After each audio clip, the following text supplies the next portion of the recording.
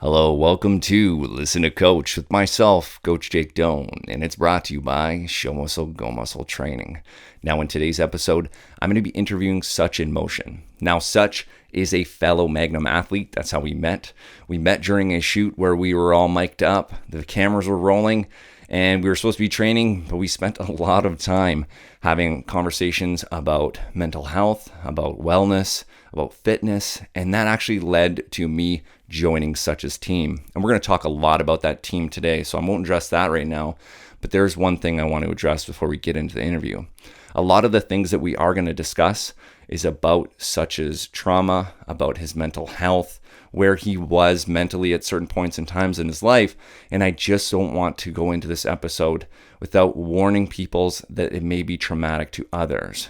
This whole thing, this whole journey we're on is to benefit mental health. So the last thing I would want is for someone to go into this actual interview without that in mind. So be wary. There are organizations, foundations in place to assist others with their mental health. And I will link some of those foundations in the actual show notes that if you need help, to always reach out. There's someone, you can message me at Coach Jake Doan on Instagram.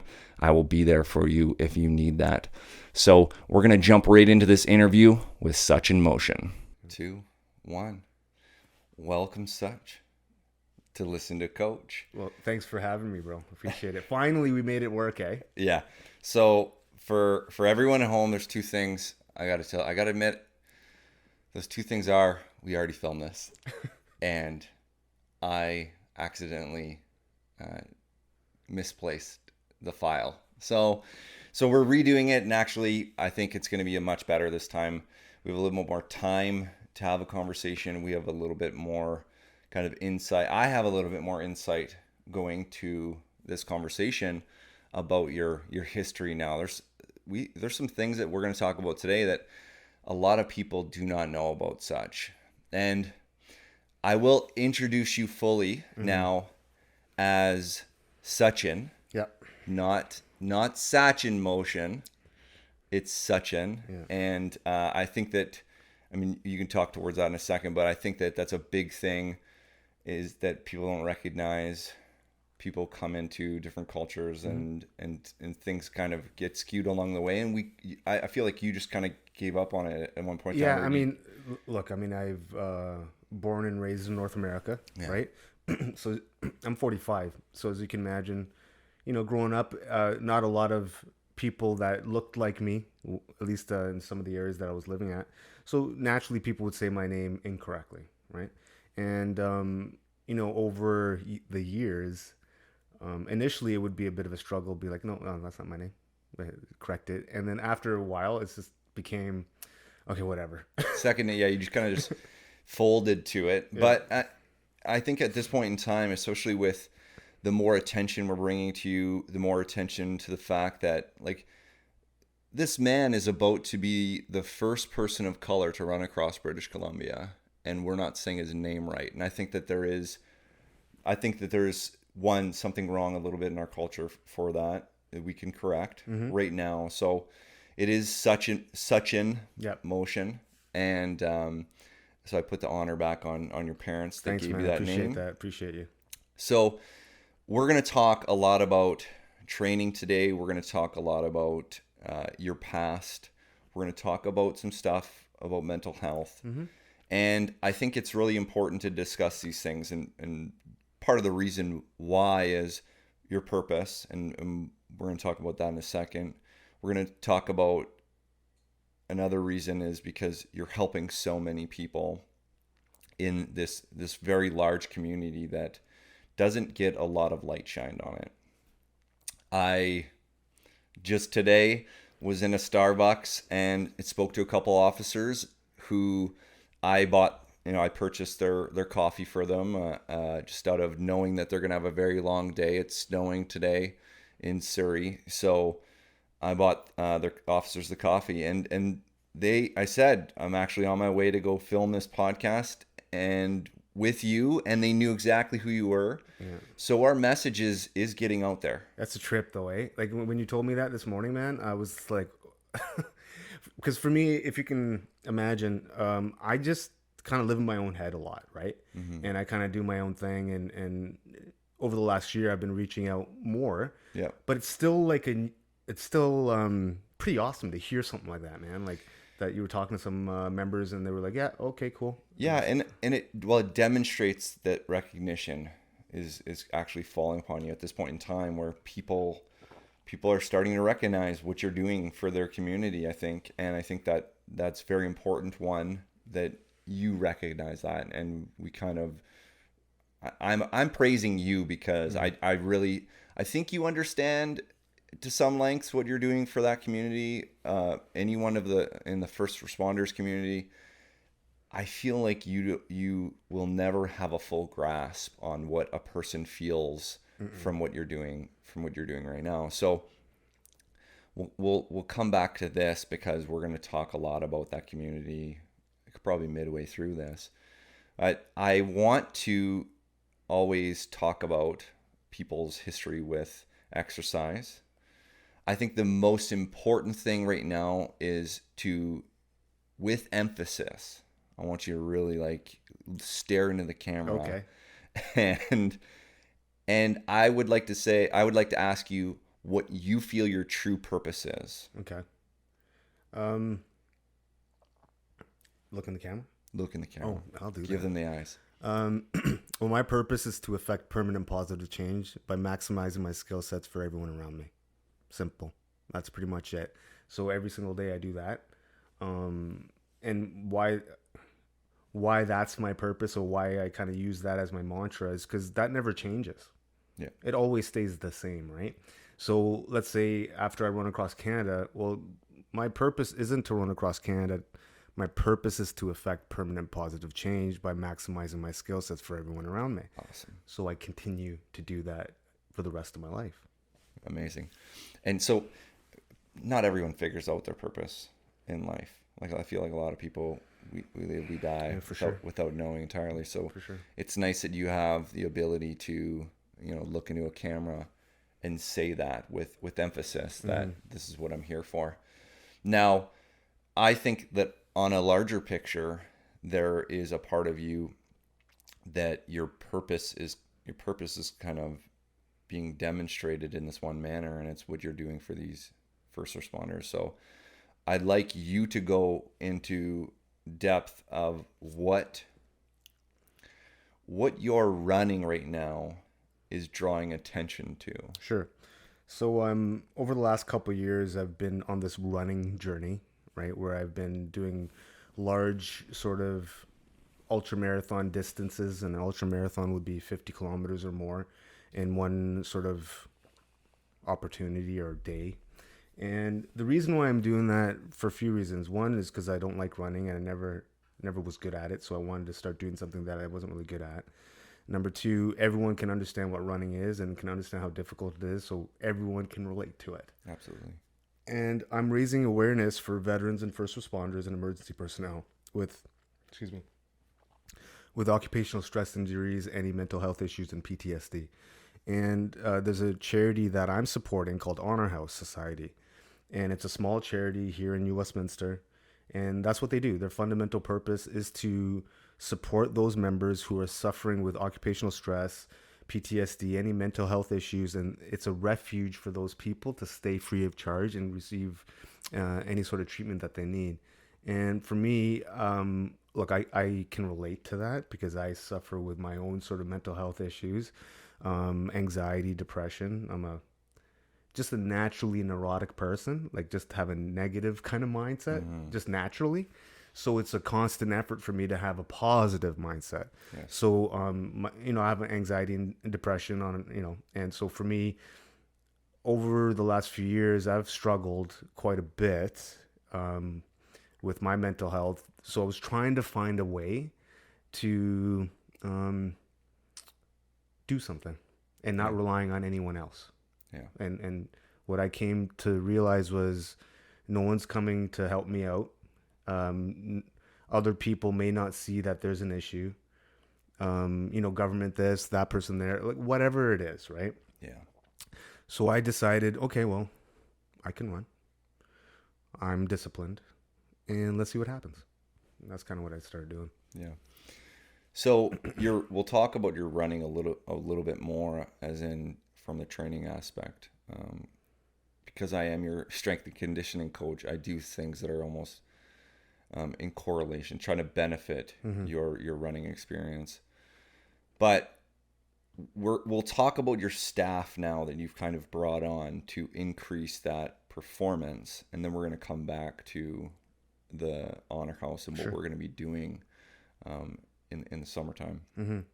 So you on your staff, for those, my name's Jake Doan. I'm his strength and conditioning coach, and we have a team that you've assembled. We've had multiple meetings now at this point in time to discuss how we're going to implement and basically periodize your training for you. So now I would like you just go into detail on like what your whole team is, how they came into your life as well, because a very important part of being on your team is it, from what I see, is a lot of very like-minded individuals who want to assist you and are not doing this for any sort of financial benefit.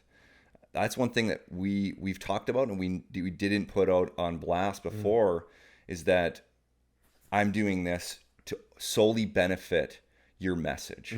Like for myself, I can talk to the point that the only reason I'm doing this is because I see how much benefit you're bringing to that community, and I think that I can only benefit your running experience. For sure. So I mean, look, I'm very blessed and I'm very lucky because I've been working really hard over the last 2 years to be able to cultivate relationships with various different people that are aligned with my beliefs, right? And how I like to do things. And look, I'm not a wealthy person. I'm transitioning out of my work so that I can focus all of my energy into what we're doing here. And so, my funds are limited as to how I can distribute that. And so the people that are helping me are all volunteers. They're all people that are awesome people that see the vision that I have and the message that we're trying to, send out there. And they are all just part of the journey with me. It's not like I'm doing anything alone. It's a team of people. And look, if I had the money, I'd be paying it out everywhere, right? But the reality is I don't. But that won't be the case for forever. So we're just working together as a team, as a bunch of friends, working together, trying to figure out how to do a thing. And that's kind of what we've done. And just to answer who's on this team, so my kinesiologist was one of the first people I met. His name is Jas Johal, and he's a kinesiologist. He's been such for the last 10, 15 years. He's got a pretty big sort of client base in the Surrey, Vancouver area. And he, was wanted to assist. He volunteered his time, and he continues to volunteer his time to help me so that mobility-wise I can continue. I have a running coach. His name is Ron Lowen, and he's an exceptional coach. He's got a pedigree that's very impressive. And I contacted him because he's very fast. Yeah. And he can get into the weeds and the nuance of what needs to be done, and he also aligns with what we're doing, and he believes in what's happening, and he wants to help. And so that's kind of the people that are starting to join the team. Now Ron himself, he's a 5'10" kind of guy. Like I know he has like a ridiculously low 5K. Yeah, so he does 5, he does 10. I mean, he does up to marathon. Okay. He's a sub. He's like a 15-minute 5K. Yeah. He's a 30-minute-ish 10, and he's most definitely a sub. Well, for sure, he's a sub 2-hour half. Maybe, I think in and around 90 minutes or something. Wow. And his marathon times might be a sub 3. I don't know exactly for sure. Wow. So there's one other gentleman working with nutrition who is. Oh yeah, so Romi Johal, he's also my nutritionist, and so many people, it's like it's okay. And I have the worst memory. No, I mean, he did just come on board. Yeah, he did. And Romi Johal, he's an amazing guy. he's also aligned. We've had a number of conversations over the last year or so, and he's also Jass's brother, and they they just want to be part of this journey and want to help me and see. They want to help me realize my dream. Yeah. Now there's two other gentlemen that I like personally. I think it's one of the larger parts of your success. We've talked at length about those two individuals and what they mean to you. Now, it's difficult to get that out like on camera with a mic there, but the two gentlemen, Seb and Shaun, I think the mindset side of things with those two gentlemen is very important for your journey. The mind shuts you down a long time before your muscles will. We've talked at length about that. Now, I would really like to go through the story of how Shaun came into your life and how Seb came into your life, Sure. so that people can understand kind of the mindset side of things, and as well, we can go a little bit into where you were when Shaun came into your life, a little bit after. So just tell us who Shaun and Seb are, and So I'll start off with Seb because I met Seb first, and Seb, his full name is Sgt Lavoie, and he's a retired member of the RCMP. He was the Sgt Major of E Division, and he also was on the ERT team, which is emergency response team, the equivalent to SWAT. He was on that team for, I believe, 12 years, and he was the team leader for 7. And since his retirement, he's been a consultant, a performance coach, a mindset coach. He does mindset training for various different organizations and companies, for salespeople and things like that. And he also does consulting services for various different law enforcement agencies outside of Canada. So that's kind of what he does. And I met him. I met him about 4 years ago. It was in and around when the whole George Floyd stuff was happening in the States. And at the time, and for your listeners, I currently work for the CBSA, Canada Border Services Agency. Again, I don't represent them, but that's where I work. And at the time, I was working with the union, with our agency, and there was a lot of, there were some issues pertaining to some of the perspectives as to what was happening with George Floyd and things of that nature. And fortunately, I heard Seb, he was on a podcast. He was on a jiu-jitsu podcast. all like, it was funny, right? It was called BJJ Mental Models. And I heard him talking on it. And he was very eloquent in talking about some of the stuff as it related to race issues and law enforcement. And so I thought, you know what, maybe I'll link up with this guy and see if we can bring him in to speak to some of our people at work, and maybe he can help some people or whatever, right? Yeah. So that's how I connected with Seb initially. And at that time, I was at the beginning of my sort of mental health struggles. I was going through a separation and divorce, and it was right before the pandemic. So it was really like I was starting to unravel. I was starting to my shift into who I am today. Yeah. Yeah. And so that's when I met Seb. Now, Seb and I would communicate every now and then, here and there. I would, pick his brain for various different things from time to time that would help me in managing various different things throughout my life. Yeah.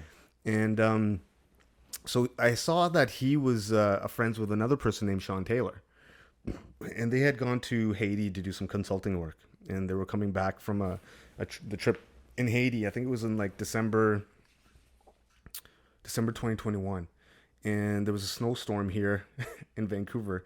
And Shaun Taylor lives in Rosslyn, BC. It's about a 10-hour drive from here. Okay. And it's a small little town. It's a little shire, about 3,000 people or something. Oh, wow. And it's in the mountains. And so I saw him and Seb and him. They had a picture together. And I was like, who is this guy? I didn't know who he was, right? Mm-hmm. So I started tracking him on his Instagram. And his Instagram, it said in his bio, Tier 1 operator, warrant officer, JTF2, and all this kind of stuff. And so for me, I know what that is. And a Tier 1 operator is the cream of the crop as it relates to performance in the military. Yeah. And JTF2 is Joint Task Force 2, which is Canada's Special Forces.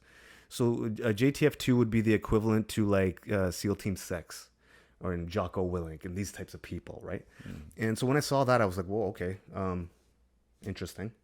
Let me start. A very interesting, and like, I mean, most people don't even know what a tier one operator is. I did not know before we started speaking about it, if I'm being honest. So I think it's really important for like you to relate that it's in line with like the Navy SEALs and Well, so Navy SEALs is tier 2. wow, SEAL Team 6 is a offshoot of Navy SEALs, which is tier 1. which is tier one. Okay. Delta Force, tier 1. I believe Green Berets might be tier 1 as well. I don't know for sure. JTF 2 is tier 1. Wow.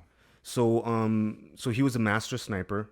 He was airborne. He was like all the things that are with all the bells and whistles kind of thing. And just for your listeners, Canada, as it relates to shooting, in terms of the furthest sniper shot, 2 of them are Canadian, and the furthest shot ever done is by a Canadian, and we're talking about 1,000 yards. Wow. So, or 1,500, something crazy. Anyways, so the point is highly trained. Highly trained. Yeah. So, and now, Shaun, that's not just all Shaun is, because which was an amazing thing for me to hear about and learn, is his mountain biking career. Yeah.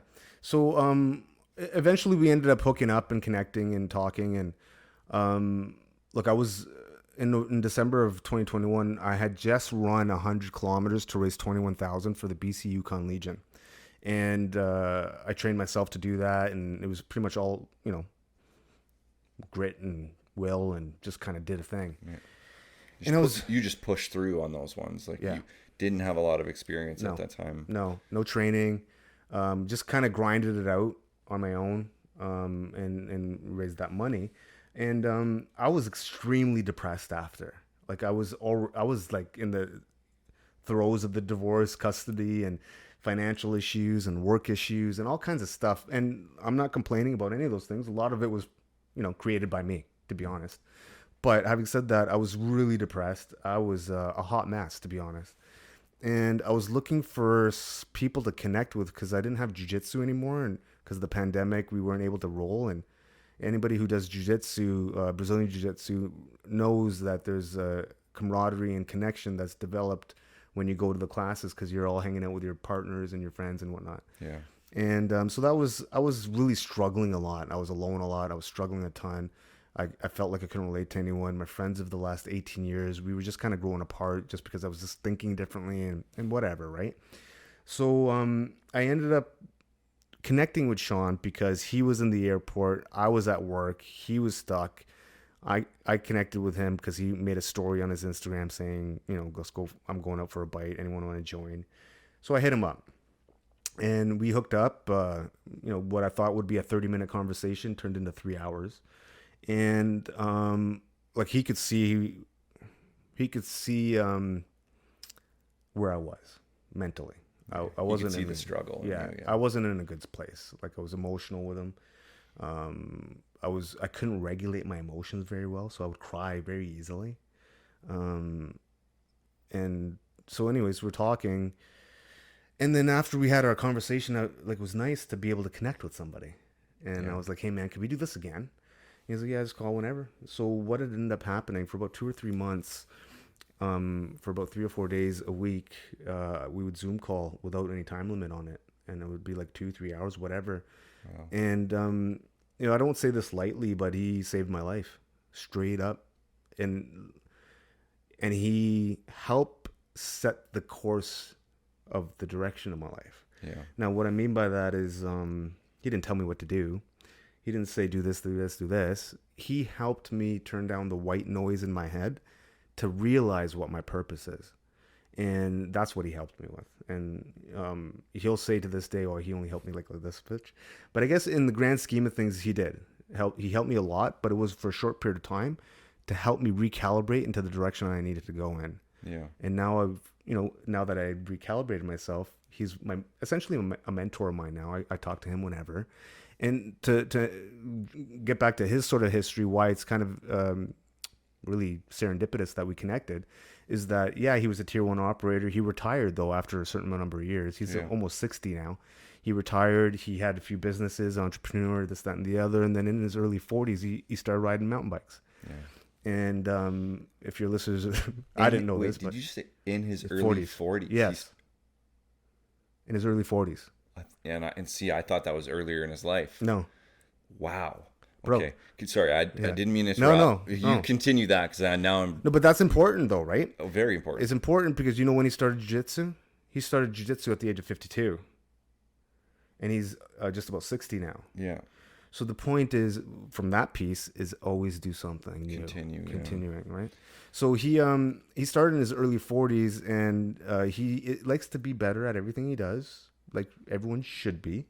Yeah. You want to be able to improve in everything that you do. I completely agree. And so he eventually, he did that for some time. He became a world champion in 24-hour solo mountain bike races. Yes, that's a sport. Yeah. Yeah, I didn't know it was a sport. Yeah, and no one watching is It's a sport, guys. It's a sport. 24 hours of just literally grinding out on a mountain bike. Yeah. And not like road, there's a little hill. No, I mean, look, whoever does bike racing or whatever, it's in the mountains, like up and down, like the trails and craziness, right? So he did that, and he became a world champion. And then through the 15 years of kind of competing and then also training other people, he became a elite performance coach. So over 15 years, he trained hundreds, if not thousands, of athletes all over the world in this sport.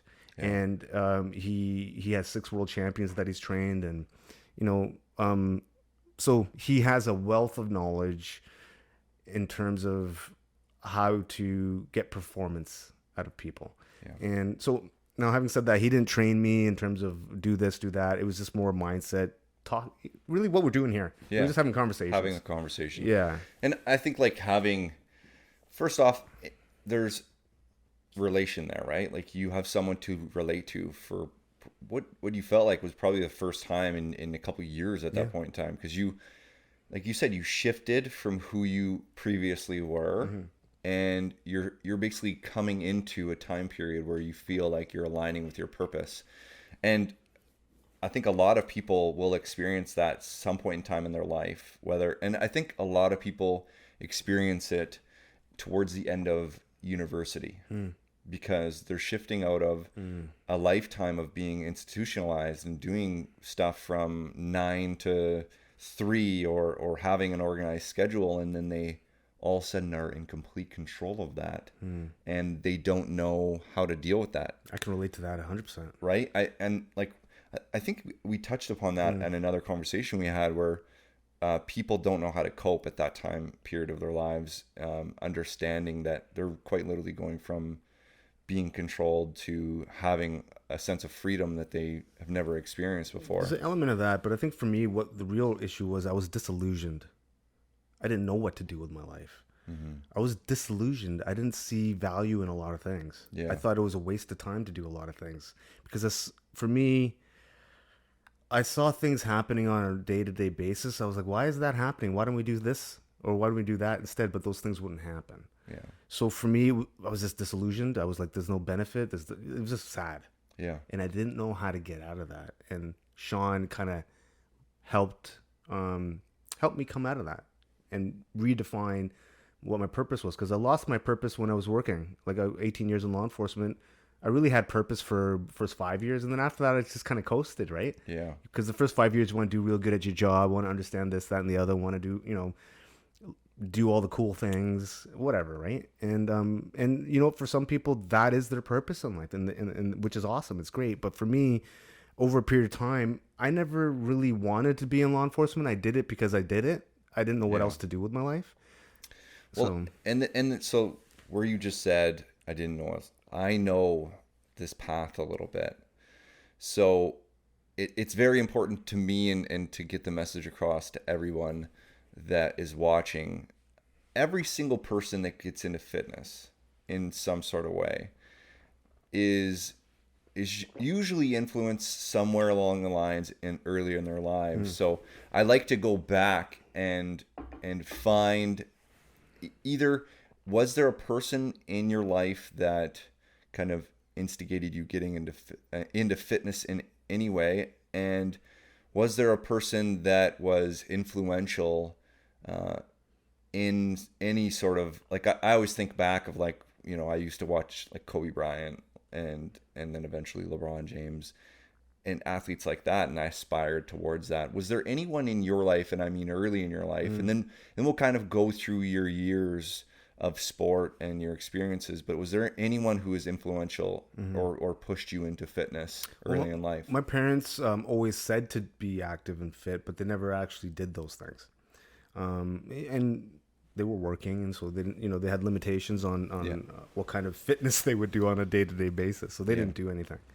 But having said that, I always was inclined to it. I have an older brother who's never really focused on fitness either. It was just me, right? Yeah. And so I didn't have any person kind of pushing me to do something. So first thing that just comes to my head every single time you say that, I think of Lou Ferrigno and the Incredible Hulk. Yeah. It's the first thing I think of. Because I was like, man, that's cool. It looks awesome. And I want to look like that.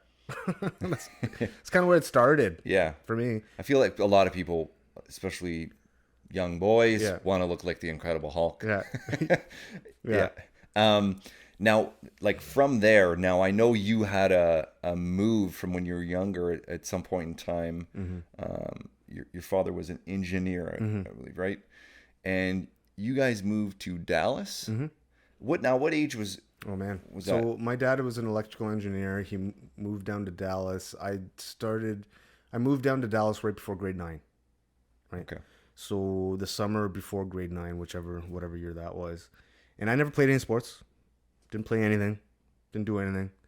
And so I moved down to Dallas, and the first 2 years were rough. Like I didn't have any friends. I was the only brown kid around. So culturally, that was difficult at that time then, right? Culturally, friends-wise, I didn't have any. Bullied pretty bad in terms of, for sure, grade 9, I was bullied for sure. Yeah. Pretty bad. And to points where I would avoid certain areas in school because I didn't want to get my ass kicked. Or at least bullied or made fun of, whatever it was. So that lasted for about 2 years, and and I was super depressed at that time. I was always kind of quiet, and my dad was like, "Okay, we gotta do something, right?" And so I tried out for the basketball team. I never played a day of basketball. I was gonna say, and how did that go? I never played a day of basketball, bro. I didn't even know how to dribble. I'm like, "What's going on?" I didn't know the rules. So did you go from not playing basketball to just trying out for the team? Yeah. Okay. Sorry. I didn't know, but I didn't know, right? Yeah. And I'm like, I didn't know what normal protocol. I had no clue what training was. I had nothing. Yeah. Right. So I got cut. Surprise. I'm so shocked, bro.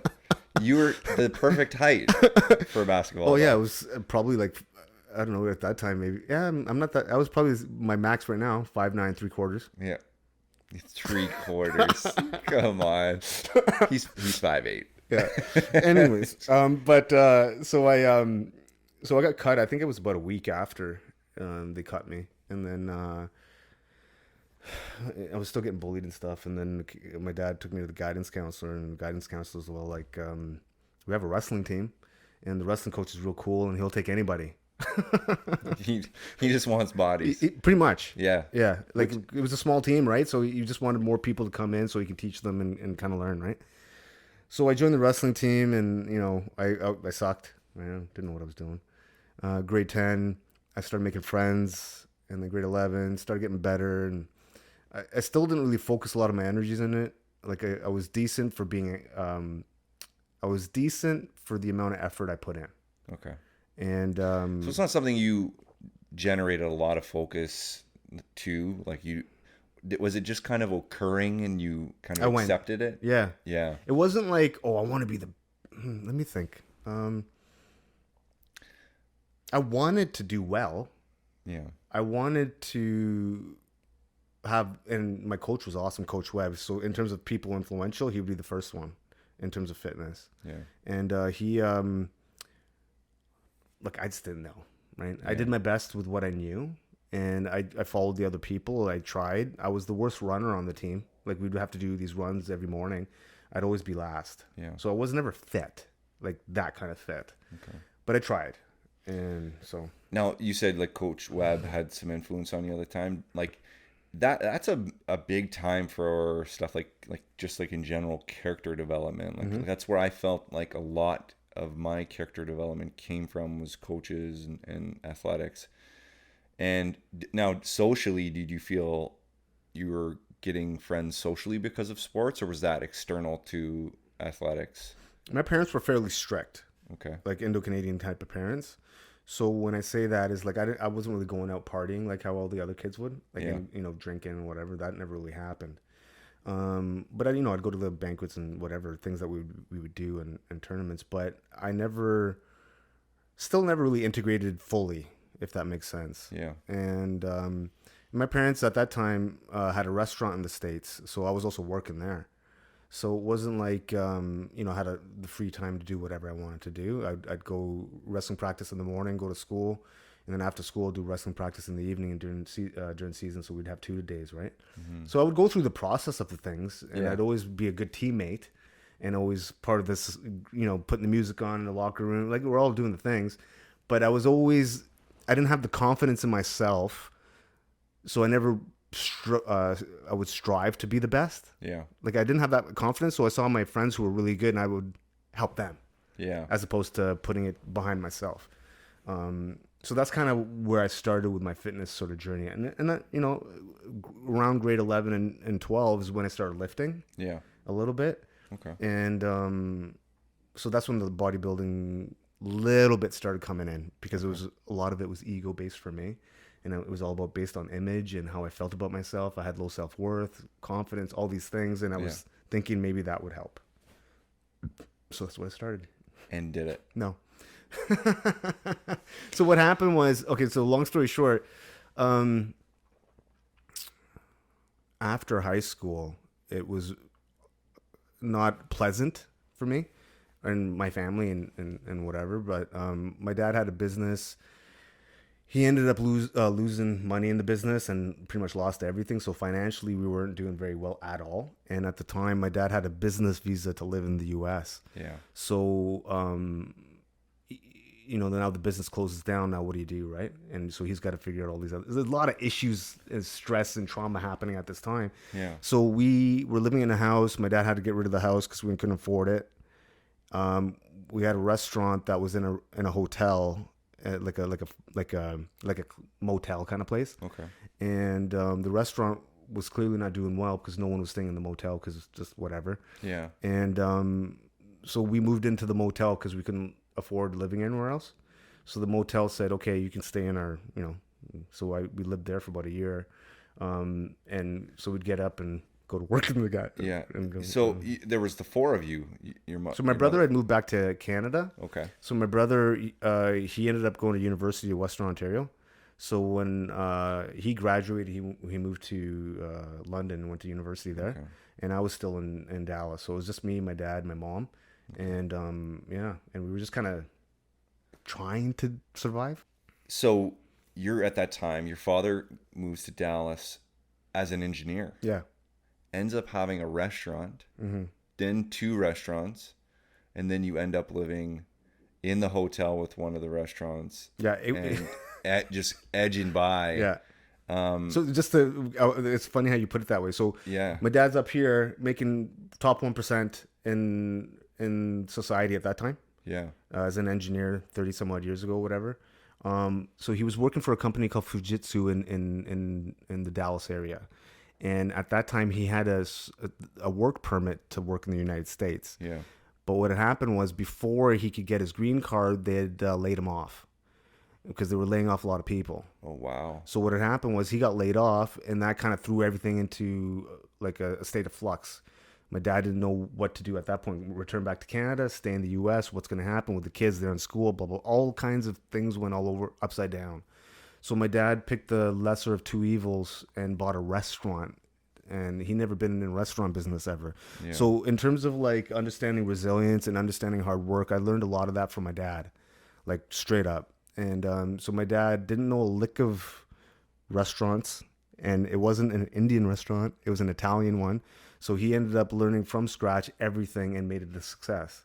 Oh, wow. And then he made that a success, and then he thought maybe opening another one would be beneficial, but the cards didn't pan out the right way. Yeah.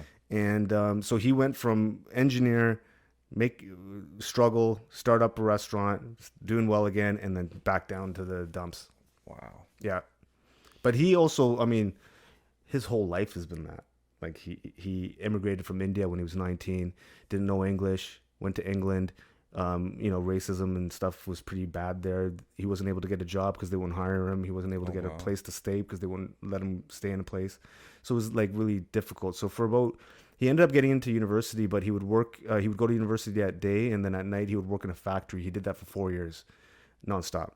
And he did that for 4 years, got his bachelor's, and then he was able to have some breathing room because he ended up getting a scholarship for his master's. Yeah. So that's when, he started kind of... So I've heard those stories growing up, my dad, his struggle and the difficulties. So, that gives me some sort of context to what real struggle is. Well, like you're understanding resilience and determination, right? Like your father really is pushing to help you survive. And no matter what, like you're going through it with your family, right? Not through his entire story, obviously, because you were born at some point in time. But, he would still have that. I don't want to say trauma, but part of his story would be resilience and I'm going to be successful. And even though he did have 2 failed restaurants, right? Those restaurants were like his method of survival. Right? Like no matter which way you put it, like you talk about that 1%, and like I bet you if your father looks back at that time period, how he feels about what that meant to him, in comparison to having the restaurant and learning and doing all these new things. Most people like will feel something of being like top tier for moments of their lives, and when you talk to them, a lot of it is the journey, right? We talk about the journey too. Being here is, I mean, my dad is kind of cool, man. My dad has pretty cool stories, right? Like, and he's pretty good experiences. So for me, hearing a lot of that stuff and the struggles, look, I witnessed a lot of it, and don't get me wrong, it wasn't all roses. No. My dad drank, right? And with these stresses, you would see or feel things from time to time. Right. So discipline was pretty aggressive at times. Right. So, and I don't hold any ill will to anybody anymore. I can understand. I don't agree with, but I can understand the stresses that would be in someone's head if they had to do or experience the life that my dad and my mom had lived. And I don't blame anyone for however they function. It is what it is. But having said that, I learned a lot. And in terms of the resilience piece, my dad is probably the epitome of resilience and bouncing back. And he's 80 now. Wow. Yeah. How's he doing health-wise? Good. He's good, man. Like, I mean, he's 80, but he's like, overall, he's good. Like, he actually switched on. He's writing a book. Oh, wow. He's doing all kinds of stuff. Yeah, man. So we're in Dallas. You take up some resistance training at that point in time. Now you get back to Canada at some point in time. Okay, so there's a big gap there, though. Yeah. So I'm 18, 19 in Dallas. 18. I tried to start going to university, but as you can imagine, man, it wasn't a good environment for me because I couldn't afford anything. I wasn't able to focus and study. I was drinking a lot, right, and I was partying. So really, from 18 to 21-ish, 22, I was bumming around. And I was drinking a lot every weekend and bleeding into sometimes during the week. And so at that time, my brother had just moved back from Canada. And so he was just trying to also think, what do we do? Because my parents ended up selling everything. And they ended up moving to India because they had a place there. Okay. So then my brother and I are like, okay, what do we do? And so we just got a U-Haul truck, packed a bunch of stuff in there. And my brother had a girlfriend in Vancouver at the time. So we just said, okay, let's drive to Vancouver. So we drove here. Wow. And we drove here. And then, again, I was a hot mess, man. Like, my brother was trying to do his thing and he was working. And I was trying to work, just basic kind of entry-level jobs, here and there. And I was partying, I was drinking, I was acting a fool, right? And yeah, I wasn't doing the right things. I was making poor choices for quite a few years, to be honest. Yeah. And I only until I hit 22-ish, my dad and parents came back to Canada. We were living. All of us were living at that time in a basement suite. All of us, because we couldn't afford anything. So Wow. my dad, my mom, my brother, and I. And now I'm sitting at probably 22-ish. No, 20, 21. My brother is probably 24, 25, and then my parents in a 2-bedroom basement suite. So you were 19 when you came up to Vancouver, or were you 20? I'm trying to remember. I'm just trying to like put a date 20 to. years old So, when I yes. drove up here. So you had about 2 years of kind of Whatever. very dark, like Longer. drinking became a So problem. 18 to 20 was mucking around. Moved up here again, mucking around Yeah. for a couple years, 3 years. And then my dad was like, man, like he was sad. And I look, I love my parents and they love me and my brother, right? So my dad was like, man, like, what do you like? What do you need to do? Like, you got to do something with your life. So we have a family history of military service. My dad's family, right? So my dad's like, just join the military or something. Like he was just like, do something with your life, kind of Was thing. that like his first suggestion, like that he was just threw out? Was he, or was there Yeah, anything well, no, else? he was at the point of just give up. He was like, Yeah. just do something, Yeah. right? So I applied. I had decent marks in high school, so I ended up getting into RMC, the Royal Military College in Kingston, Ontario. Okay. And so my brother at that time, he had already moved to England. He got signed by a record label out there, and he was in the music industry, in the Punjabi music scene, the UK British scene. For any Indo-Canadians or Indian people, my brother's DJ Sanj. He was pretty prolific in the Punjabi music scene for about 15, 20 years. Wow. He was in Bollywood, did a bunch of stuff. So yeah, so he was pretty big in that You scene. never wanted to get into music, man? So I did do that with him too. Yeah. So I did tour with him a bit. So I didn't share that with you before, did I? No, you never told me that. So also for those who listen to Punjabi music, Lil Sach, you can Google that. There's a bunch of music there.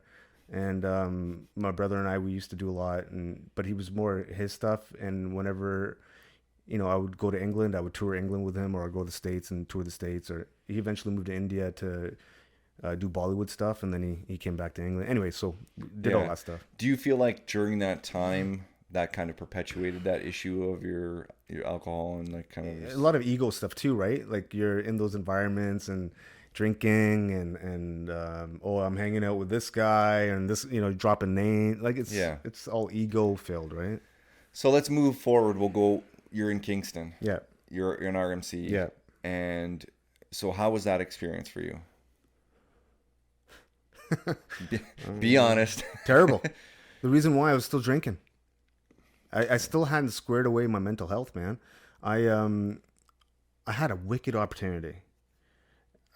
I got into RMC, and it's not easy. And I was doing my phase training for infantry. I did phase 1, phase 2 as an officer for infantry, and I was doing okay in that stuff.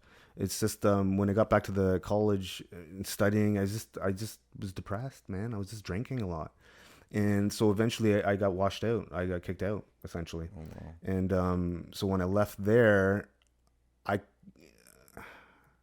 I didn't want to go back home because my family would have been so disappointed because they're like, oh, wow, you got this amazing opportunity. You F that up. Okay, cool. Good job, bro. Yeah. So I didn't go back home. I bounced around places for a while and then, tried to find jobs and eventually, I was a bit homeless again. Didn't have a place to stay. So when I was working at a bar and one of the DJs there was like, hey man, I got a room. It's a bunch of guys and you can come stay with us. We just got this extra room. I was like, cool, thanks, man. And so I go to this room in this house that's dirty. Like, I mean, these guys didn't clean. They were like, it was a hot mess. Like just think of like the college movies, like Yeah. the party house movies. Pretty much. Yeah. Pretty much. And that didn't stop my drinking. I was drinking every single day almost. And it got to a point where I was like, okay, man, I gotta go home.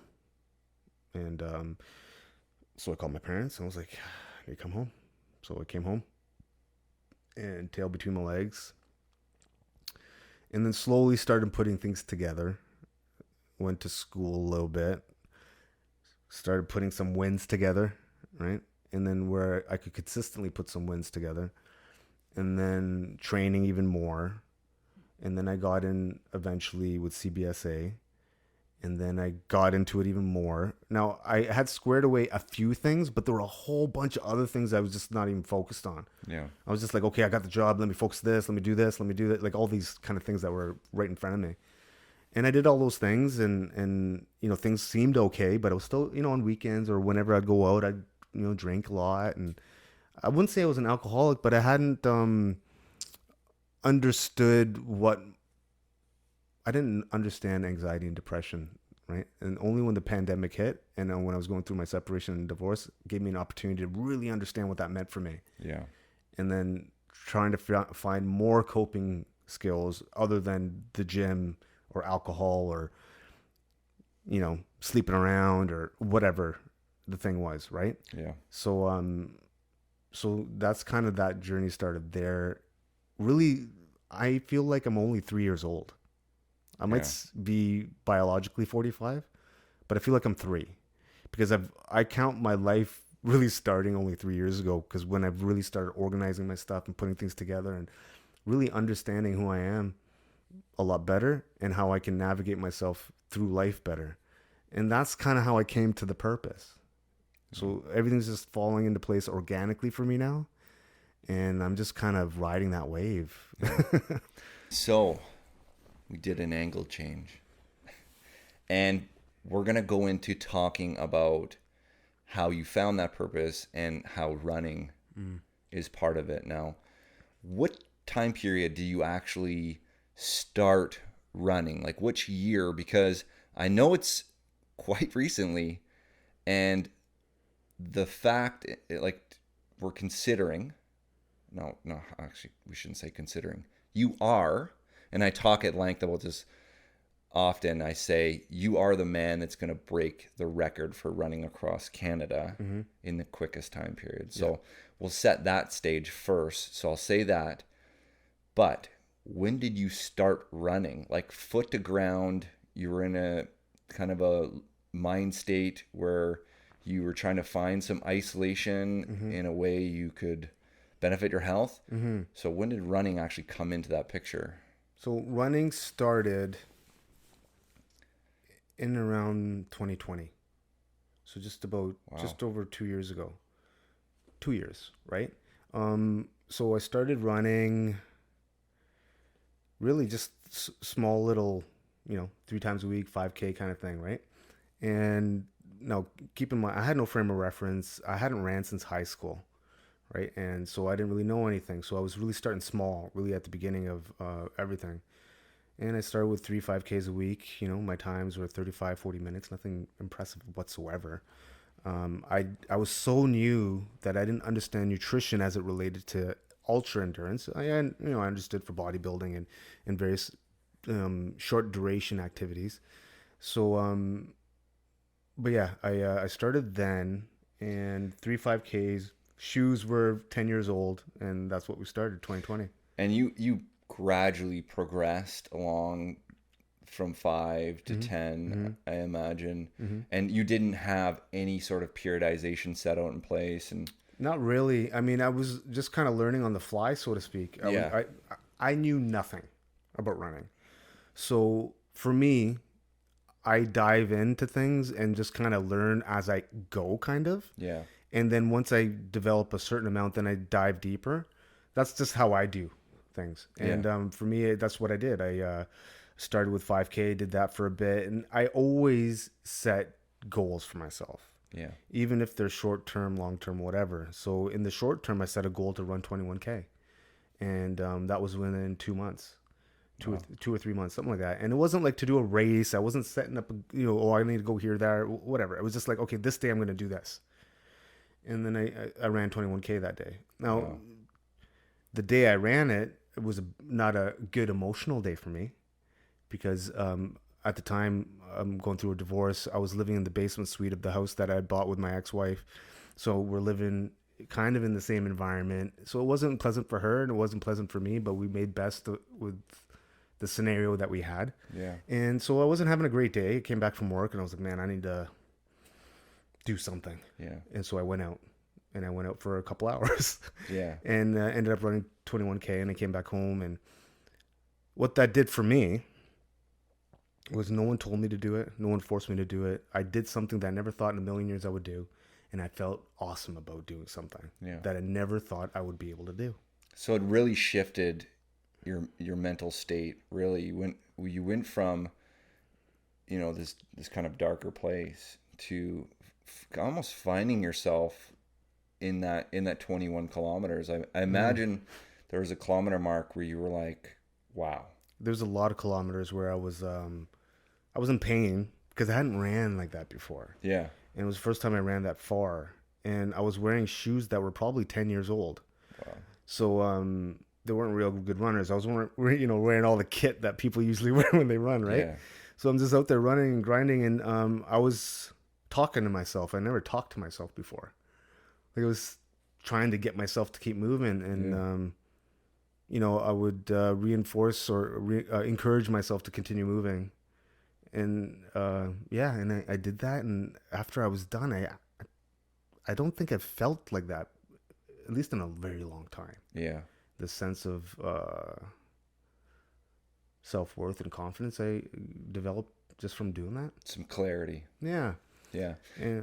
So, I mean, and that's only a very short period of time. And I don't think, I mean, maybe from the video, people can tell. I mean, you're talking about not having a lot of running experience, but I think that people could still tell.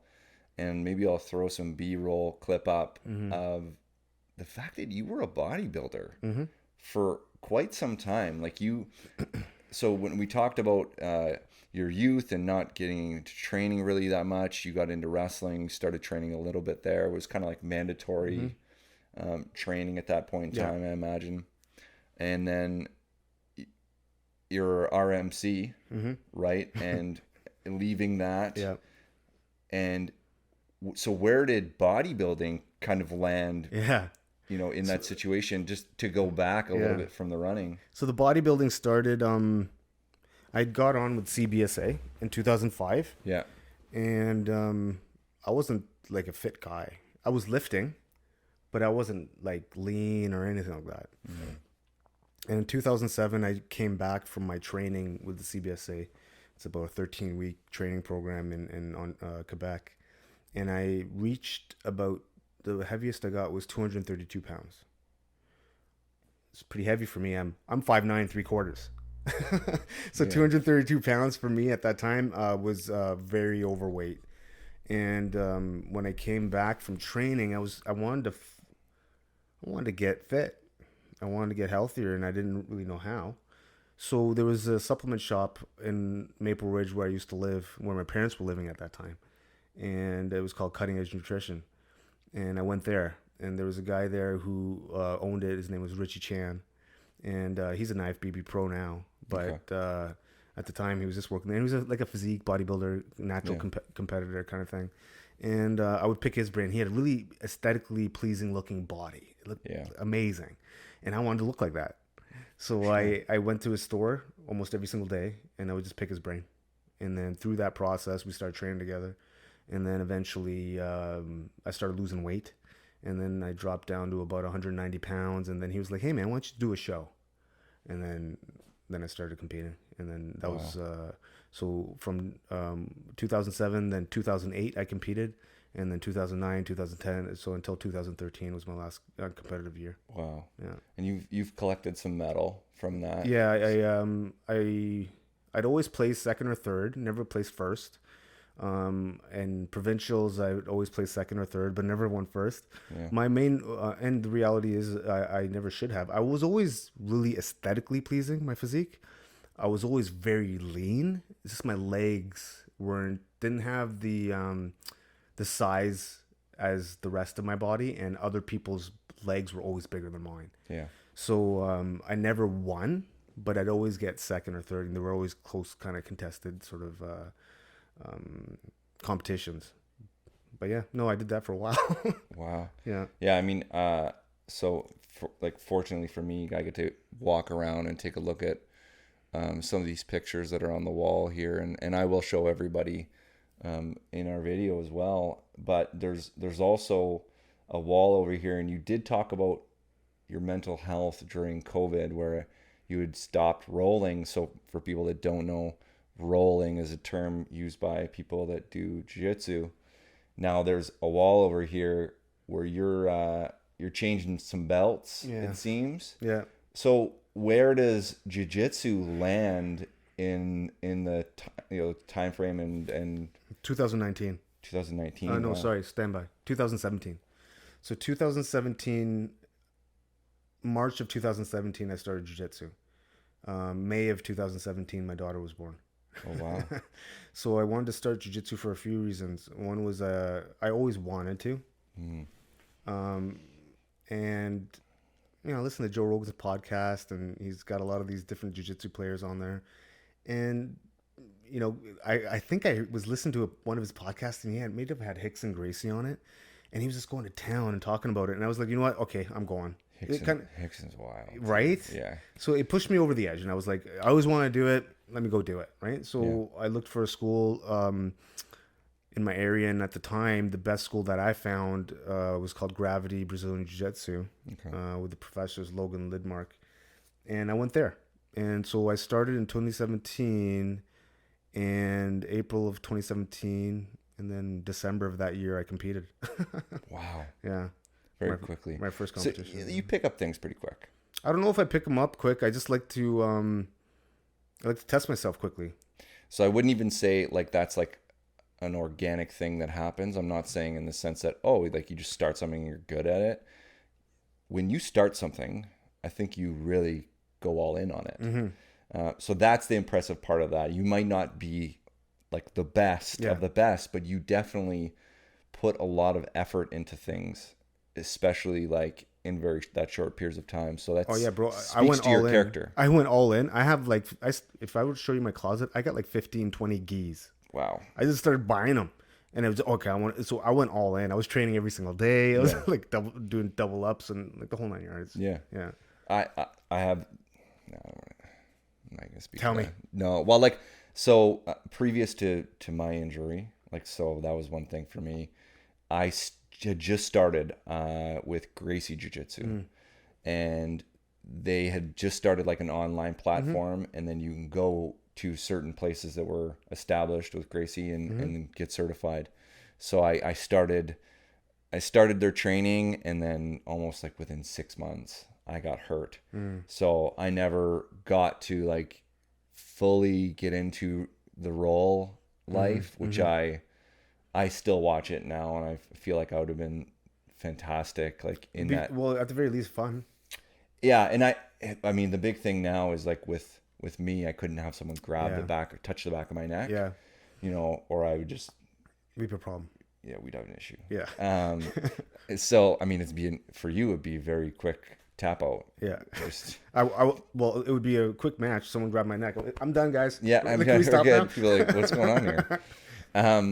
So it's good to know for others that you put a lot of effort into these things. So for people that are coming into your life, they see that effort very quickly. And so I'm going to just kind of stop about the experiences with your sporting, and I'll talk about my first experience with Sachin was we had actually organized a workout, the two of us. We had communicated back and forth. We had decided we want to get a workout in because I'd kind of touched on mental health in my stories and being both Magnum athletes. Our family, I say family at Magnum, got to make sure you put that product placement in there. Marcus paid us. No, you just think. No, he didn't. But with that Magnum family, we're a very close, tight-knit family. We all communicate with each other. We're all become very close friends. So we had a workout. We were all mic'd up. And if we're being honest, I think we did not do a lot of hard training that day. I passed on some information, I think enough so that you felt comfortable enough, obviously, Mm-hmm. to invite me onto your team. But what we found ourselves talking about was our journeys and our kind of discovery of our mental health. Because I feel like both of us at a time period didn't really realize we had mental health issues. Mm-hmm. I know for myself, I completely went and jumped into the fitness world trying to battle my mental health and finally realizing that that wasn't the answer. Mm-hmm. So the reason I'm telling that story is so that's kind of how we became closer and I joined his team, but also I want to jump from my story back to your story. Now, after you have done that 21-kilometer run and you said you were in a dark period of time, for yourself, you were kind of experiencing a lot of things that were negative Mm-hmm. and shifts in your life. Mm-hmm. Now, did you find a point where you realized that the running wasn't the answer, but things like your experiences with Shaun and Seb, Mm-hmm.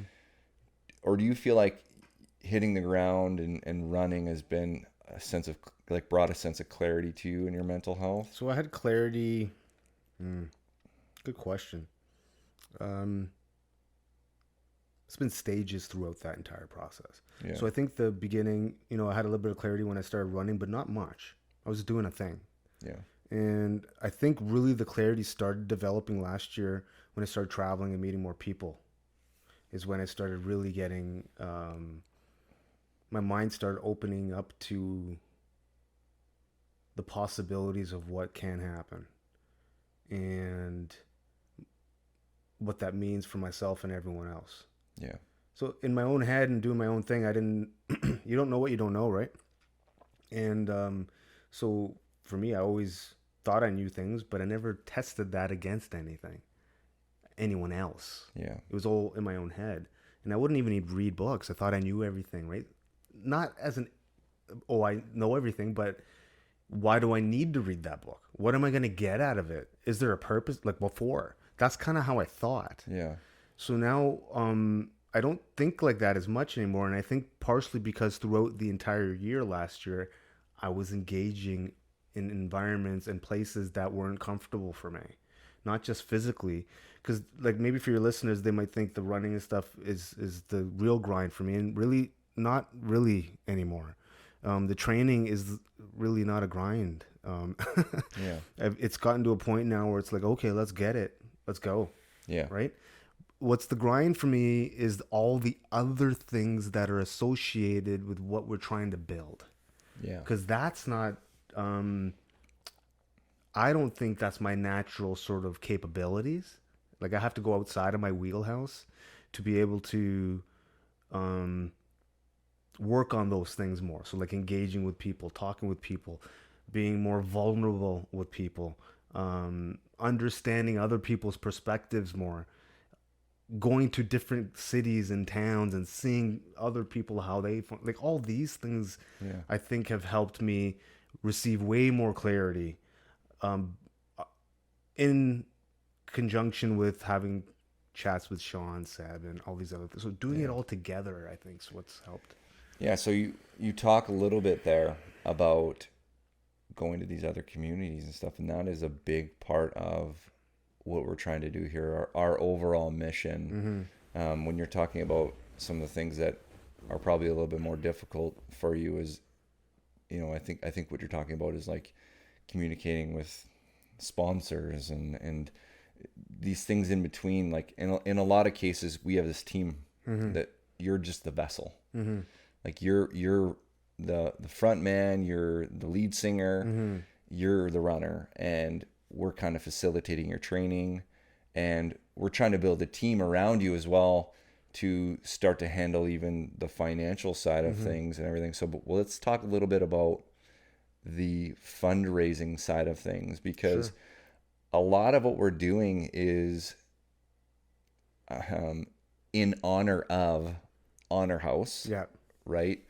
And we're trying to bring awareness and financial backing essentially to a amazing foundation that, okay, I'm probably going to butcher what their mission is. Yeah. So if you could take I'll that do it. over. No, yeah. for sure, absolutely, man.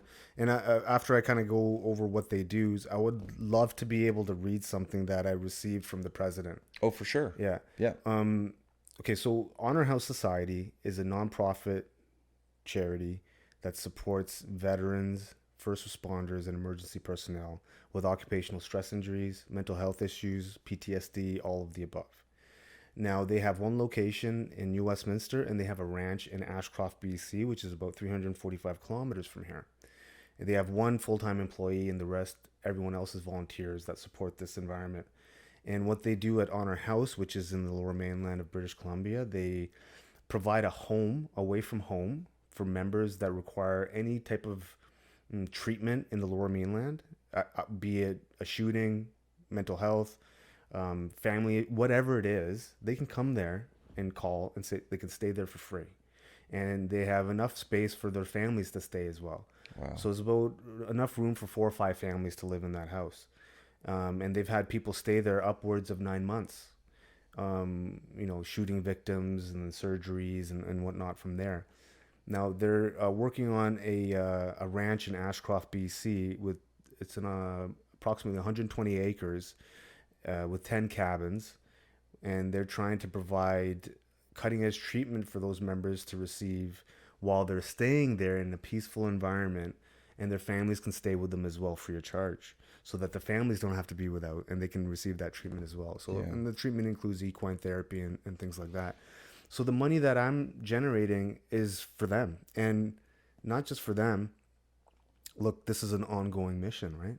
And the goal is to raise as much as money as possible. So I'm thinking millions over the next so many years. Yeah. And when we're thinking that way, that means, well, we need to have an honor society, honor house society in every province, not just in New Westminster. Absolutely. So now that requires forward thinking. So that's kind of where my head's at, and it is with the president, Alan DeGenova. He wants to have a honor house in every province as well. So, that's kind of what we're doing. And I'd love to be able to read this letter that I received from him. Look, I don't have a university degree. I never graduated. And in my family, that was a huge thing that I didn't. My dad got a master's. My brothers got a degree, and I didn't. And but for me, these couple certificates that I've received over the last couple of years, for me, they're like PhDs, and I keep them like that. So I'll grab a couple. And I'd like to read grab them right now. Yeah. So in the first year, I raised money for the BC Yukon Legion, and I received a certificate of appreciation from them, which was awesome because, I've worked in law enforcement for 18 years. I've done a lot of amazing things, and I no regrets whatsoever. But I don't think I've really received anything, a commendation or appreciating me for what I brought to the table. Recognizing your efforts, right? Yeah. So the BC Yukon Legion, in recognition of your outstanding dedication and contributions to the Run to Remember fundraiser for BC Yukon Command, they presented me this, and I presented them with $21,000, which was kind of cool. Yeah. And then, but the Honor House Society one is really touches my heart every time I read it, and almost every single time I cry every time I read it. So I've read it once today, so I don't think I'll cry, but it's, for me, this is like, I don't know, man, this is like a PhD for me. So, dear Sachin, I am writing to let you know how deeply grateful I am to you for the outstanding lengths that you went to recently to raise funds for us here at the Honor House Society as part of this year's, quote, Run to Remember. So I called it that. When I heard that you were running from the PRTC in Chilliwack, so the PRTC is the Pacific Regional Training Center for the RCMP. It's in Chilliwack, all the way to Honor House in New Westminster to raise funds and awareness for positive mental health. I was in absolute awe of your incredible efforts. To then hear that you will be running from Honor Ranch to Honor House to help raise funds again in 2023 truly blew me away. So he doesn't know what the real plan is. He thought that one is a shorter plan. Yeah. I would like to offer you the full backing of our board, staff, and volunteers next year to help you with this incredible endeavor. I'm absolutely certain that we can help to generate a huge amount of interest and support for this wonderful and inspirational feat of endurance. Thanks to the help that we receive from incredible people like you, we are We are very confident that the ranch will save many lives over the coming years, and Honor House will continue to provide a home away from home for some of our bravest Canadian families. Your fantastic donation of over $14,000 will go towards ensuring that we're able to assist as many veterans, military personnel, and emergency services members as possible. Once again, I would like to offer my most heartfelt thanks to you for working so hard to help us make a positive change in the lives of those who sacrifice so much unconditionally to keep us all safe from harm each and every day. I look forward to meeting you up at the Honor Ranch in spring so that we can thank you in person. Sincerely, Alan Dinijanova, sorry, buddy, President of Honor House, Honorable Colonel, 15th Field Artillery Regiment. So for me, that was pretty awesome to receive. So for those who don't know or understand, what he's honoring you there is for $14,000. Yeah.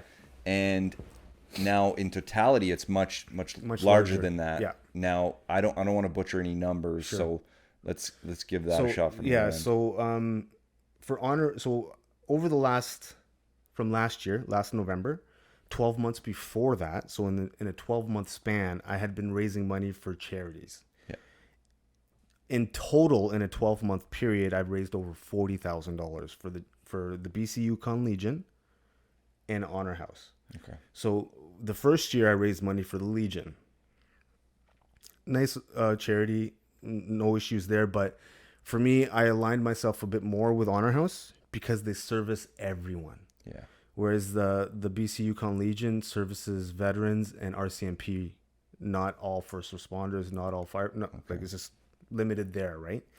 And with Honor House, there's a connection for me. I met the people. I've been to the environment. I know what they do. Yeah. And so I aligned myself with them. And so for me, reading that out from the president is a huge honor for me to receive something like that. Well, I don't know. It just it's an acknowledgement for some hard effort, and I appreciated it. So yeah, I'm really happy about that. Well, it's such a beautiful thing because one, they're acknowledging that your efforts are like for something, and like you say, you've actually been there. You've met these people. You've seen the work, and it is so different when you actually can see that helping people. Sometimes how often have you donated to a charity in your lifetime, and where do you know where it goes or anything like that? And something like this, you're actually, and we're going to be setting out to continue to raise more and more funds for Honor House, but we want to set up this next run of yours in the summertime. And now explain that endeavor as a whole, what we're starting to train for now, so that people can understand, one, your training, and like when they see me and you training in the gym, what it's about. Obviously, like with my strength conditioning side of things, my goal is to keep your body intact. Yeah. And to kind of monitor and assess any sort of weaknesses. We've talked at great length about this concept of mobility and adding 1 centimeter to your stride, and for every stride adding that centimeter and how much further you can run. So that's a big concept I put forth. And I think it's important that the listeners know, okay, so to run across Canada is 7,300 kilometers, if we haven't already mentioned it. So 7,300 kilometers to run across Canada. The goal is to do that in 66 days. Yeah. So that is, you guys do the math, whatever that is. So now, for me, all the running that I've been doing has really kind of been on my own, picking people's brain here and there, a little bit of guidance like that. But now that I'm stepping into this new role and owning it, I'm a professional, right? And for us to be professionals, we have to do this right. Yeah. And to do it right, I need people with more knowledge than I have to see where the gaps are and see how we can fill those gaps and continue moving in a direction that we can execute against what we need to execute against. Yeah. So in August, the goal is to run across the province. Now we're still working on the routing, but it's in and around, 600 to 800 kilometers, something like this. Yeah. So it's going to be about anywhere from 15 to 21 marathons in a row. Yeah, We're still working on the numbers. We still haven't worked out the logistics on the day-to-days like that, but it's in and around a marathon a day for 2 to 3 weeks, right? Now, for us to execute against that, I need more people who have way more knowledge than me. So that's why we're incorporating yourself and a few other people to program stuff. Yeah. And when we're doing our training sessions together, they're very focused on the weaknesses that I have specifically for running. Yes. And to make sure that I can keep going over a long period of time. Look, I can run 50K, fine, no worries. But to do that every single day for a month, that's a different thing. And another reason why we're doing that, there's multi reasons why we're doing this, right? One reason is to raise awareness and funds for Honor House. Another reason is to train my body to test it for 2025 to see what breaks down, what doesn't break down.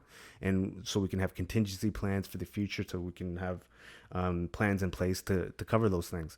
So there's multiple reasons why we're doing this. And man, it's going to be so much fun because we're going to be doing it. Well, first of all, I'll be the first person of color to run across this province, at least as far as I know. Yeah. First serving law enforcement officer to do it. So, man, it's going to be cool to be able to run through the province, meet so many awesome people, engage with the firefighters, see if we can help them out, raise some money, and, I don't know, maybe get David Goggins up here. I don't know. Can we do that? Yeah, I think so. There's things along that way for like me on the strength and conditioning side of things that I'm very interested in. Mm-hmm. So it's going to be a lot to do with your recovery. I want to see how you're recovering on a day-to-day basis. Things we're going to be monitoring is like how much you're sweating. Like we've talked about how much you sweat. Mm-hmm. This guy sweats. Mm-hmm.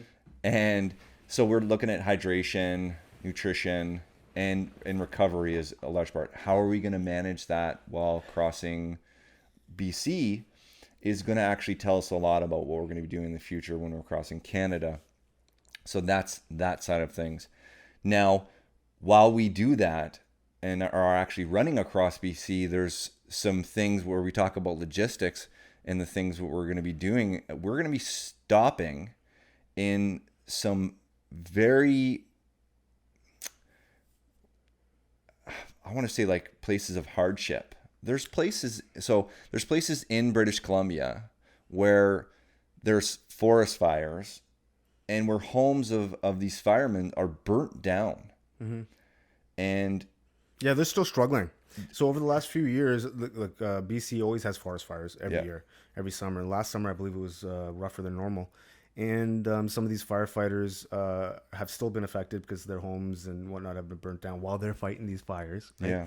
And the town of Lytton, BC is still struggling because the entire town was burnt down, like the entire town. Yeah. So we're still trying to plan how we can best serve these people while we're running across the province. So with the team, we're still trying to figure out how to do that. But one thing I'd love to be able to do is just to be able to meet up in Lytton with some firefighters, maybe go for a run and maybe, I don't know, talk to them. Like, honestly, I don't know. I'm just a guy who can relate not to my house being burnt down, but I understand depression and sadness and anxiety and all the other things that are associated. And I just want to be a friend. and you wholeheartedly, like, we know that. I think that's part of the reason why people are so attracted to this cause, like, because you actually like feel passionate about it. Like, mm-hmm. We can sense that it's very organic with you. We always joke, and like it's become a joke in our community, that you are the Canadian David Goggins. And one of the reasons why Sachin mentioned David Goggins is, so David Goggins actually has been a firefighter. If you've read his book, Can't Hurt Me. So he's got Can't Hurt Me, and his new one, I believe, is called Never Finished or Can't Never Finished. Never Finished. Well, I'll put the images up there. But so he actually has done firefighting in British Columbia. Yeah. And we've talked about, me and you have talked about this directly, that we think it would be amazing for him to partake in some sort of fundraiser for those individuals and to partake in some of your run. Yeah. Well, I mean, look, I know that he's volunteered up here for a couple seasons. I don't know which seasons. I know for sure. Well, for sure, last season he was up here, and he volunteers his time to help with the forest fires. And I don't know. I think for me, there's a couple reasons why I would like to have him come up here and run a leg with me. One is obviously to bring the awareness and attention to those that have been suffering in the province as it relates to the fires and forest fires. Yes, absolutely. That would be like a major sort of help for the community. And number two, I want to thank him in person, straight up, and I want to show him my gratitude. And a couple years ago, I was struggling quite bad, and I picked up his book and I read a couple chapters, and it resonated with me, and I got after it. Yeah. And I think it would be, I think it would probably make him feel pretty good if I could say thank you for inspiring me to do something for other people. And yeah, I want to do that. Yeah. I mean, it's amazing to say that, like, within a short, like, his first 2 chapters are pretty tough too, and they're resonating. I read the whole book, David. Just so you know. But there's so much in that tale that is very in line with what your message is. And I feel like when people are around you, they start to understand that the more attention you can bring to Honor House, the more people and eyes you can get focused on your cause. It's not on you. Mm-mm. Which is the nice part, is that I don't feel like there's any sort of selfishness at all in this. It's very much bringing eyes, bringing financial. I mean, I've heard the phone calls of you talking to people about money and it going directly to Honor House. And those are the things that drive people towards you. So the more eyes, the better. So people like David, it'd be amazing if he stepped forward and ran a leg. Here's what's going to happen, and this is a reality, and I know it to be true. It'll happen because what we're doing is something that people like that want to be a part of. Yes. So it's just a matter of these types of people understanding and hearing it. And I'm sure at some point I'm on podcast after podcast after podcast, and hopefully there's listeners out there that might know somebody that knows somebody. That we can make this happen. Look, I don't want to do it for any benefit for me. I don't care. Mm-hmm. I want to thank him because it inspired me to help other people. And now we're going to raise millions of dollars over the next few years. And, he was somewhat of a catalyst to start that. Absolutely. And I think that would be a blessing to be able to thank someone for that reason. For sure. And I think that would be something he'd love to hear as well. Of course. So with our mission and with our run in the summertime, is there anything there you would like to touch on, for the people that are wanting, like, listening to this, maybe wanting to fundraise with you, alongside you, to communicate with you? Is there any way or people can send donations? So in terms of donations, we're accepting donations all the time through my website and through my Instagram account. I have a link tree in my Instagram account. Go straight to Honor House, which has a GoFundMe. Any donation that's made, you receive a Canadian tax receipt. I don't touch any money. And on my website, suchinmotion.ca, there's links there to make a donation. Now, having said that, we're going to be doing some more additional things to get more involvement and engagement with people across the country and even within the province. When I'm running across the province. And this was your idea, Jake, and I think maybe you can explain it a bit more because I don't want to butcher the actual idea. So I think it would be an amazing idea, and I think that a lot of people will want to partake in this idea because it makes them part of something historical. Now, I don't know if we would want to do it for the entirety of Canada. I think that there's going to be portions of a race where you need to be alone, and for people to understand that, obviously. But I think that we should be fundraising essentially and selling off a kilometer run with you. Mm-hmm.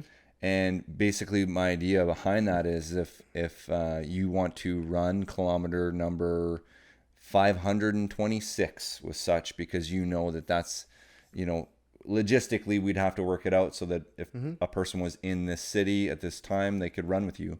Or they just donate, and in honor of them, we run their name across our social media as... There's going to be so many ways to do that, right? Yeah. And we're working with the team to figure that out. Look, there could be ways of like, look, if you want to donate to run a kilometer with me, maybe you get a certificate that says that you ran this kilometer number 25, and then I sign whatever. Yeah, you were part of this historical event of such in motion running across Canada in honor of Honor House. Yeah. I think that is something that a lot of people would want to partake in. I think so, and I think it's a good initiative to get people more involved with helping community. Absolutely. And I think fundamentally that's all I really want to, is to get more people involved with not just donating money, but getting involved with community. Yeah. So we can all just throw money at things, right? But it changes, at least for me it has, when I got involved. Yeah. When I got my hands dirty. Yeah. And then I suspect in August my purpose will be even more refined. Absolutely. And my conviction will be even greater, because I'm going to be engaging in real time with people that are going to reinforce my purpose every single day. Yeah. So this is the beginning of some pretty amazing stuff for all of us. Yeah. And everyone who's going to be part of this journey, man, it's going to be legit. And I think, for people to get in contact with me, and I want to kind of share this couple pieces, is over the next 5 years, we're trying to create a YouTube platform where, we're going to upload inspirational, motivational, educational, fun videos, tracking me through my various different adventures, and then also meeting and interviewing some of the amazing people that I get to meet, and try to highlight these amazing Canadians that are here. And we don't need to go south of the border to have Jocko Willink. We have Shaun Taylor or Seb Lavoie, or these kind of amazing people in this country that we can look to. Yeah. Draw attention to those individuals as well. And aspire to be like those types. Because if we have, I don't want to say elite, I want to just say standards. If we have standards that we can kind of look to, and we can see them in our next door, like right here, then it makes it a little bit easier to strive to achieve those things. Yeah. And I think, why not start here, man? Like, so the goal over the next 5 years to have 1 million subscribers on YouTube, not so I could make money, so that we can help more people. Exactly. So if we're providing a platform where people can be entertained, motivated, inspired, and when we're generating money through that YouTube channel, for those of your listeners, 1 million subscribers generates around 500 or 600K, I think, and around there. That can be, reinvested into the channel to make it even bigger and better for people. And then the leftover money can be utilized for the community. So maybe 100,000 goes to Honor House, and some money goes over here to the Cops for Cancer, and some money goes over here, like just everywhere. Like that's the vision for the platform. And when I'm done running across Canada, that's not the end of it. No. I'm going to do all kinds of things, man. I have already plans for doing the World's Jiu-Jitsu tournament after I run across Canada. I want to be a world champion. Like I can do that. So there's all kinds of things that we can do, and we can help people along the way and have fun at the same time. Absolutely. Right? It's all about awareness, right? Drawing awareness to places we don't see. A lot of times we go through life, we have these blinders on, so focused on what's going on in our lives. When there's a lot of people in our community that are struggling, that need help, that are supportive to us as well. These individuals are first responders. These are the people we call when we need help. And just so people understand, yeah, for sure they do. And just so people understand, the government, you would suspect, would help a lot of these people, and they do to a certain degree. But a lot of the help that's required isn't provided by the government. So just to illustrate, the studies have come out south of the border, 22 veterans a day commit suicide every single day. Wow. In the United States. Now, if you were to, in Canada, I don't know what the numbers are here, but from a first responder perspective, police, fire, paramedics, all these types of people, the suicide rate's out of control. Yeah. Absolutely out of control. It's not the things that are, it's over a period of time, people witness and see things or experience things, and they're unable to manage their mental health to a certain degree. Maybe they start getting into addiction, and it just unravels for people. Yeah. And that's why there's an epidemic of suicide and mental health issues with first responders. And it's starting to manifest across the country in terms of awareness. I'm not the only person talking about this. There's other people across the country that are trying to do similar things in their spheres of influence. Yeah. And, that's what we're trying to do, raise that awareness. Yeah.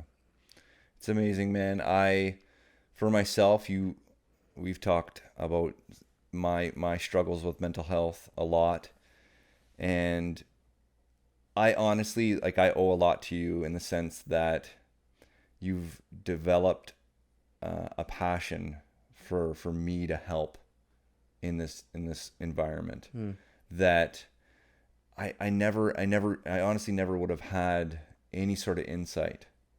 Like even with like Shaun's level of expertise, mountain biking, jiu-jitsu, like there's things there that you just don't see. And so having my focus brought to these individuals that are first responders, that are the people that we call, that need our help, that want our help as a society, and we are able to provide. Mm-hmm. A lot of us are able to provide. I want to thank you for bringing awareness into my life on this topic. It's very sensitive to a lot of people. The awareness is starting to grow on it. But I really do. I want to thank you for bringing that attention to me, for changing my life, helping me, and bringing me along for this ride. I appreciate it. I'm providing a service to you, but it feels like nothing in comparison to the service you've already provided me with for my heart, Yeah. Well, listen, thank you for saying that. And I don't, I'm not going to make light of it. So thank you. And I want to thank you too, because without your help, what I'm doing won't happen. So I want to thank you for being part of this journey with me and believing in me and aligning yourself with me and doing all you can to help me realize this goal. So it's a synergistic benefit for both of us. All right, brother. Is there anything else you want to touch on at all? No, man. So if people want to follow this journey, please go to YouTube, subscribe to my channel, YouTube at Sach in Motion, and also my Instagram account at such.in.motion, and everything else you can find from there, websites and whatnot. I'm going to put everything in the show notes for Honor House, all the information, even down to where you go for jiu-jitsu, where you roll. So if anyone ever wants to ever join him at rolling, he is still rolling. We're allowing him in his programming to roll. You're allowed right now to roll. Okay, cool. I might go tonight then. I was worried about it, man, because I was going to go yesterday, and I was like, oh, man, I better double check with Jake. No, you're okay. You're okay.